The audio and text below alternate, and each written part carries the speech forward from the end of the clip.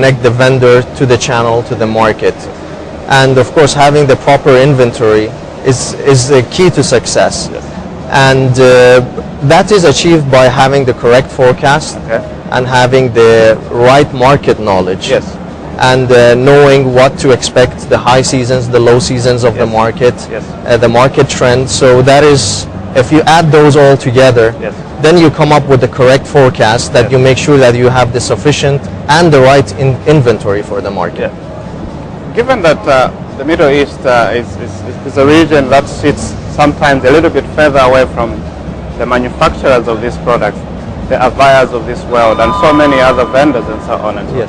How important is it to, forecast, stock forecasting and all those things? How important are those to ensure that at the time a reseller calls in, they're able to get the product they want?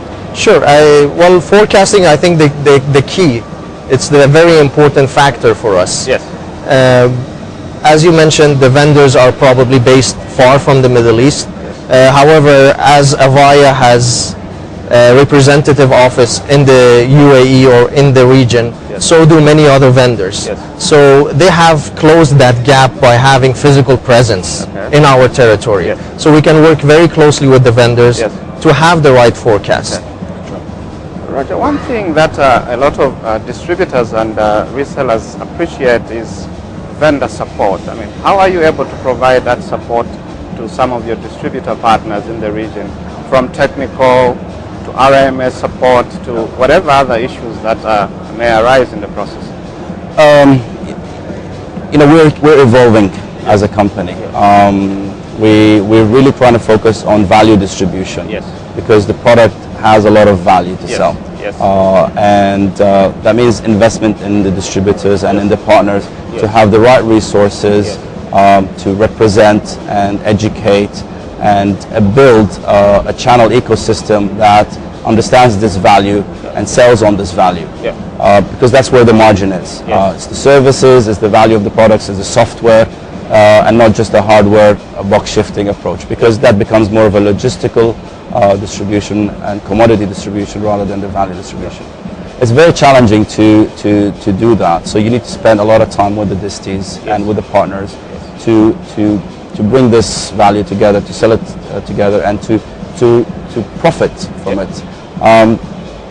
We've now have a larger portfolio, so we've got some products that are maybe faster moving, but we truly believe that we've segmented our market into SMB, which is also a value product, but faster moving product, but as well the enterprise, data, voice, and wireless are built to order to a extent. We are still selling a project-based, fit-for-purpose technology. We're not really going after a switch here and there, a wireless access point here and there. So we expect to work on project-based type of businesses. That's where value is. The partners love that today because they make some margins, some services around this. And we're trying to keep it healthy, not too many, not too few, have enough market coverage to make and sustain our growth.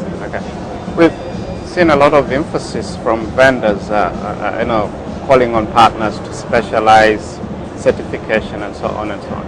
That normally has tended to have, a positive impact at reseller level, and many a times just leave behind, distributors.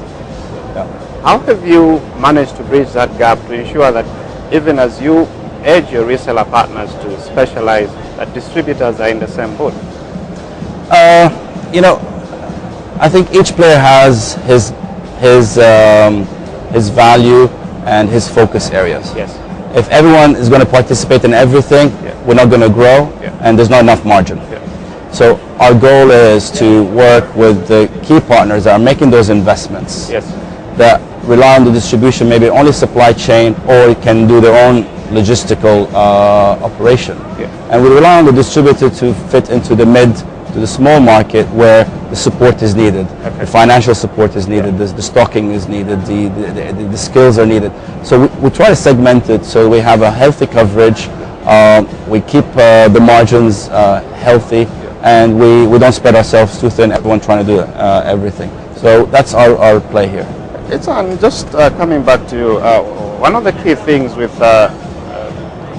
one of the things I always grapple with IT is that when something breaks down, that's when we are able to engage with a particular vendor on brand or whatever.